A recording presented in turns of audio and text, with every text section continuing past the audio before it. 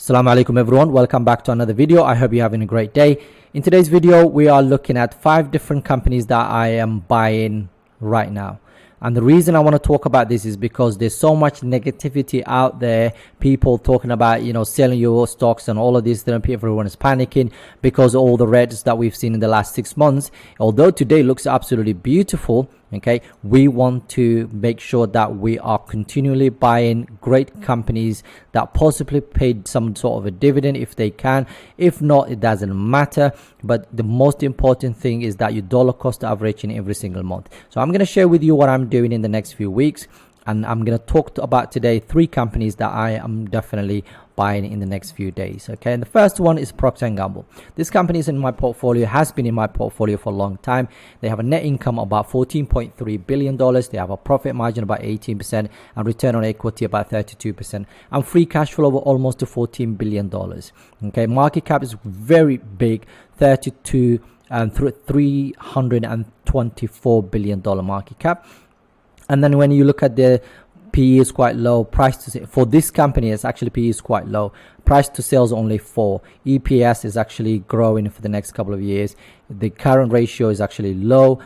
So maybe the next 12 months they might not have enough to pay off that, basically, if they have a in terms of liability, but they have enough free cash flow to pay off if they needed to. Okay, operating margins is actually nice. Sales is actually almost 80 billions in sales, and the last 10 years they've actually returned about 11% to their shareholders. Now when you look at their revenue, is actually headed the right direction, so 66 billion to right now $79 billion. And when you look at their EBITDA from 16 to 20, right now we're looking at free cash flow of 11 to 13.9.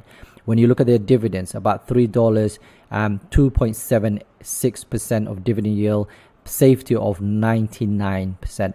Now in terms of their Morningstar still says about 11% premium, $124 per share, and Simply Wall Street is actually saying is actually undervalued, and is almost the opposite. Tip Ranks is actually saying it's undervalued, and so is Yahoo analyst.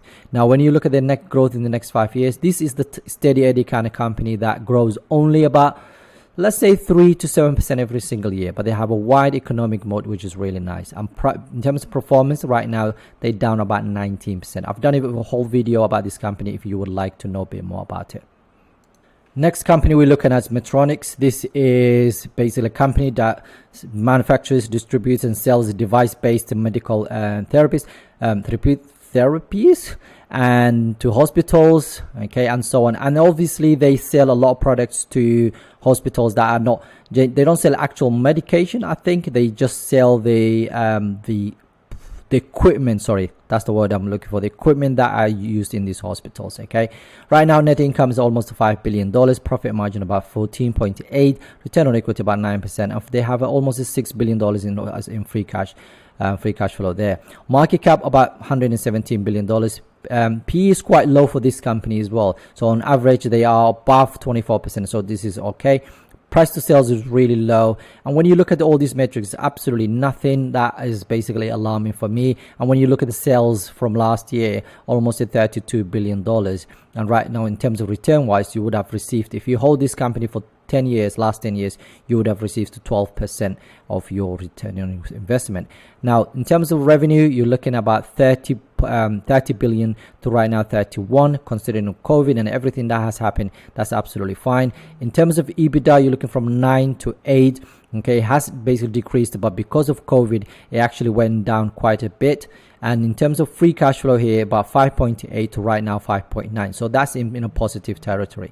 Now dividend yield is actually 3%, which is quite nice, and then 69% of payout ratio. Now I'm not worried about that because the dividend safety is 99%. Okay, so and the growth is actually about 8%, so which is good. In terms of the valuations, basically all these companies have agreed is actually undervalued at the moment. The price should be about between 115 to 129 or 130. Right now is only $88 per share. It has definitely wide economic mode and down almost 17% for this year. And the final company that we are looking at today is Lowe's. Lowe's is one of the companies that I also in my portfolio, is in the home improvement sector.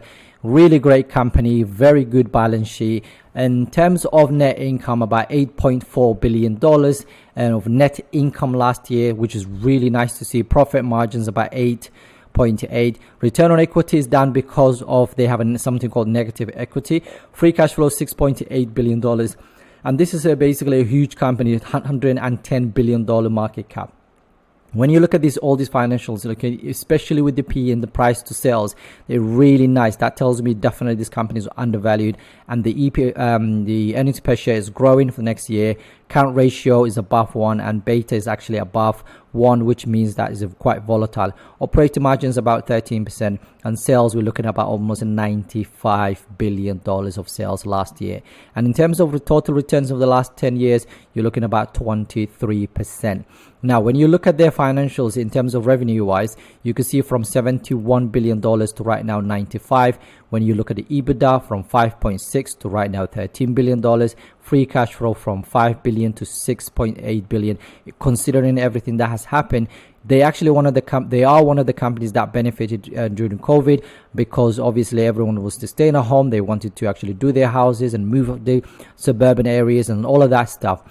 So they benefited a lot from that. Dividend is actually quite nice. You've got 2.44%. You gain $4.20 for every share that you own. Payout ratio is very low. And then the growth wise, 18% in terms of 5-year growth. That's amazing. 93% safety, and everyone is basically agrees right now is basically undervalued. So this is one of the companies I'm definitely bullish on. I'm gonna buy more of this company, and the growth for the next 5 years, we're expecting about 15% every single year for the next 5 years. And right now, down performance wise for the year to date, 33%. So these are the 3 companies that I'm buying. I already own them in my portfolio, so I'm going to add to them.